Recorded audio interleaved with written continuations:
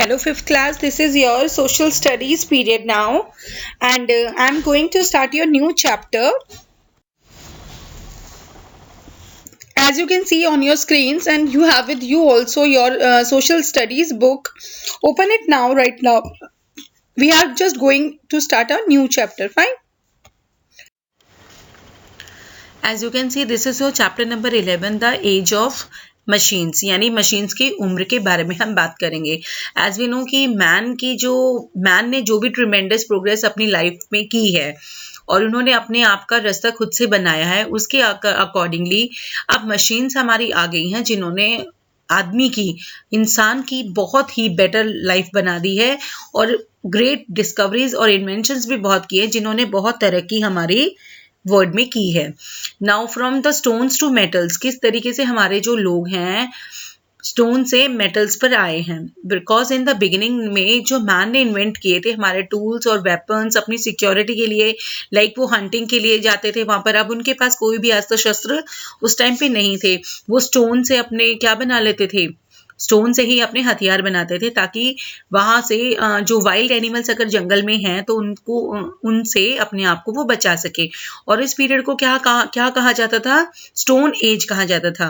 Because वहां पर अपनी लाइफ को सिंपलिसिटी देने के लिए वो हर चीज का यूज करते थे जिसमें किसका यूज होता था, स्टोन का यूज होता था। एंड लेटर ऑन फिर जब इंसान ने किसका डिस्कवर किया, मेटल का डिस्कवर किया, which change the life style. और उसने फर्स्ट मेटल जो यूज किया था वो भी मैन ने ही, और उसको कॉपर समझ के किया था। और उसके बाद हमारे पत्थर के बाद किसका निर्माण होना शुरू हो गया था, धीरे धीरे करके कॉपर एज आ गई थी। And after the copper age two metals को मिक्स किया गया, कॉपर और टिन को, जिसको मिला के ब्रॉन्ज का निर्माण किया गया। और कॉपर को एक्सचेंज किसने कर दिया, देन ब्रोंज ने कर दिया। एंड आफ्टर द ब्रोंज कुछ हार्ड सब्सटेंस उनको मिला, स्ट्रॉन्ग भी था, और उसका नाम क्या दिया गया, आयरन एज। बिकॉज हर छोटे बड़े कामों में it was very useful to them. And by this time उन्होंने एग्रीकल्चर में या अपने टूल्स भी बनाए। And he game himself the stability and the new occupations like the carpentering में, फार्मिंग, वीविंग एक्सेट्रा।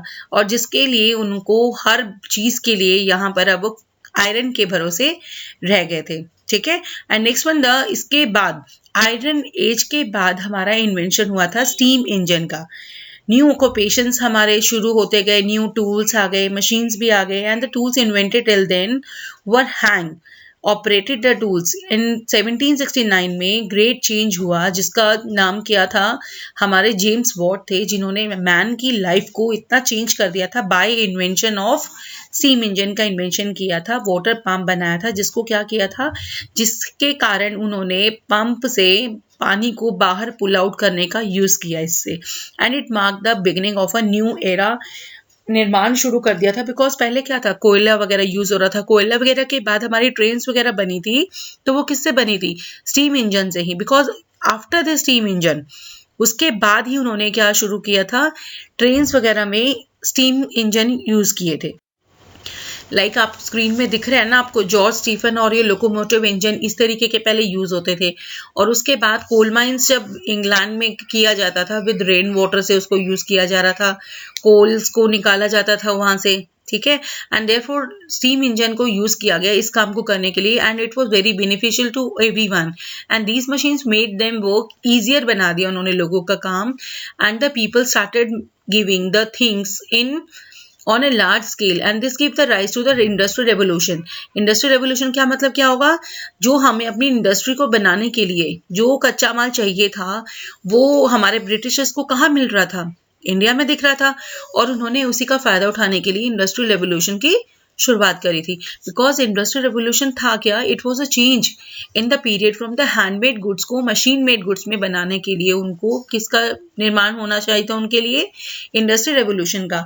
जिसने क्या किया था, in the very beginning of the 19th century England में एंड अमेरिका ऑल्सो मशीन्स को जो है प्रोडक्टिविटी के लिए, उत्पादन के लिए मशीन्स को इतना इंक्रीज कर दिया गया जिसकी कॉस्ट कम कर दी गई थी।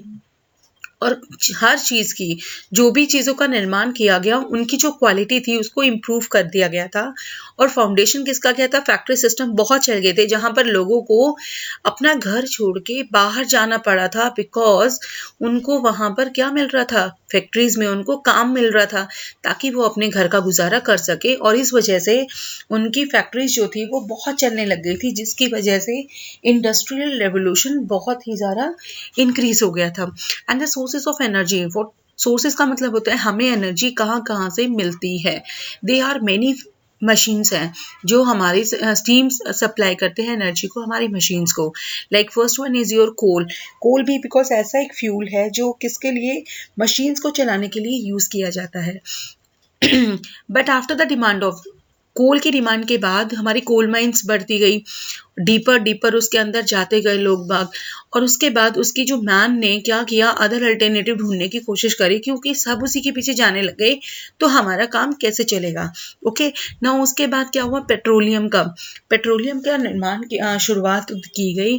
येलो एंड ब्लैक लिक्विड उनको मिला, हमारी अर्थ सरफेस के नीचे मिला, और जिसको खोदकर हमारी लीफ सरफेस में जाके उसको रिफाइन किया गया बहुत सारे यूजफुल प्रोडक्ट्स में। लाइक उससे हमें केरोसिन भी मिला, पेट्रोल भी मिला एंड हमें मिला। और पेट्रोल ने हमारी जो दुनिया थी वो इतनी ज़्यादा चेंज कर दी थी कि हमें अब कोयले की, स्टीम की ज़रूरत ख़त्म होती जा रही थी, और अब हम क्या कर रहे थे, हमारे इंजन्स को यूज़ करने में हमने पेट्रोल का यूज़ करना शुरू कर दिया। और पेट्रोल के साथ साथ हमारा रुडोल्फ डीजल ने हमारा आविष्कार किया था डीजल का।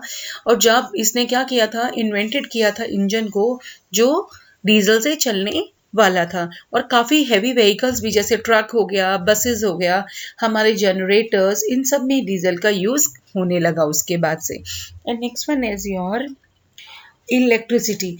As electricity is the most important source of the energy, because today a large number of machines जो हैं हमारी किस पे रन कर रही हैं, इलेक्ट्रिसिटी पे। और जो इलेक्ट्रिसिटी है विच इज़ प्रोड्यूस्ड, जो हमारे बर्निंग कोल से जो इलेक्ट्रिसिटी या मिनरल ऑयल से जो प्रोड्यूस हो रही है इलेक्ट्रिसिटी, उसको कहा जाता है हमारा थर्मल इलेक्ट्रिसिटी। और उससे मिलने वाली जो हमें पावर मिल रही है, पानी जैसे गिर रहा है और उससे इलेक्ट्रॉनिक मिल रही है, इलेक्ट्रिसिटी हमें मिल रही है, that is called hydro electricity, या उसको बोला जाता है हाइडल पावर बोला जाता है। ओके और डिस्कवरी ऑफ इलेक्ट्रिसिटी के बाद हमारे लेडन जार उनका नाम था, जिन्होंने क्या किया था, 2 वायर्स लेके उन्होंने, जैसे आपको स्क्रीन पे दिख रहा है ना, 2 वायर्स उसको अटैच किया, और उसने one side of a jar and the other outside it, 2 wires उसके साथ ज्वाइन कर दी, और स्मॉल स्पार्किंग हुई जिससे वो लाइट प्रोड्यूस हुई। इट बिकेम पॉपुलर टॉय बन गया था अमंग द चिल्ड्रंस के बीच में वो। नेक्स्ट इज हमारा बेंजामिन फ्रैंकलिन, अमेरिकन साइंटिस्ट थे हमारे ये, और उन्होंने डिसाइड किया कि एक्सपेरिमेंट ऐसा करेंगे ताकि लाइटनिंग जो हमारे थंडर में हो रही है वो भी हमारे सिमिलर है नेचर में जैसे होती है। और उन्होंने एक पेपर काइट बनाई और उसको एक स्ट्रॉन्ग सिल्क थ्रेड से बांधा, जिससे अटैच करके उन्होंने काइट को a piece of metal at the other end पे बांध दिया।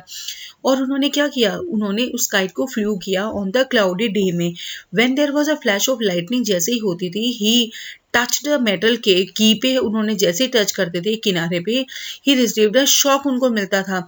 ही फाउंड कि that was in the form of electricity के रूप में एक करंट उनको लगा था वहां से। एंड हेयर ये आपके वोल्टा एंड हिज बैटरी, अब धीरे धीरे करके उनको क्या हुआ, एक इटालियन साइंटिस्ट थे एलेजेंड्रो वोल्टा, जिन्होंने डेवलप किया हमारी फर्स्ट बैटरी, जो हमारे लिए कुछ छोटी अमाउंट ऑफ इलेक्ट्रिसिटी को क्या कर सकता था, वो प्रोड्यूस कर सकता था। And he proved that the continuous flow अगर ऑफ इलेक्ट्रिक अगर मिले तो उससे हमारे बैटरी चार्ज होके we can get the electricity.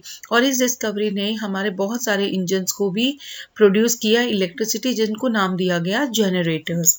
Okay and now the other sources of the energy were क्या क्या थे, लाइक सोलर एनर्जी, यानी जो सन से मिलने वाली एनर्जी है उसको सोलर एनर्जी बोलते हैं। जो हमें हवा से, स्ट्रॉन्ग हवा बहती है उससे जो एनर्जी मिलेगी that will be wind energy. और biogas is produced from the cattle के वेस्ट से, जो हमारा गोबर वगैरह होता है, आपको दिख रहा है यहाँ पे गोबर गैस प्लांट, यहाँ गोबर गैस से प्रोड्यूस होने वाली जो वेस्ट था उसको बोला जाता है cattle waste. And gobar gas is produce by the cattle dung और used in many villages in India as a manure, भी इसको यूज किया जाता है। और इसी के अलावा हमारा CNG, जिसकी फुल फॉर्म क्या होती है, कंप्रेस्ड नेचुरल गैस, जो हमारे व्हीकल्स को रन करने के लिए की जाती है। और आवर इंक्रीजिंग नीड्स जो है उसने हमारे एनवायरनमेंट को बहुत ही शांतिपूर्वक रखा, ताकि हमारे सोर्सेज ऑफ एनर्जी और ज़्यादा बढ़ते जाएं without pollution. As we can see, आपकी स्क्रीन पे there are the new words which you have to write in your notebooks, and after that just your A question, B, C and D question. Fine class?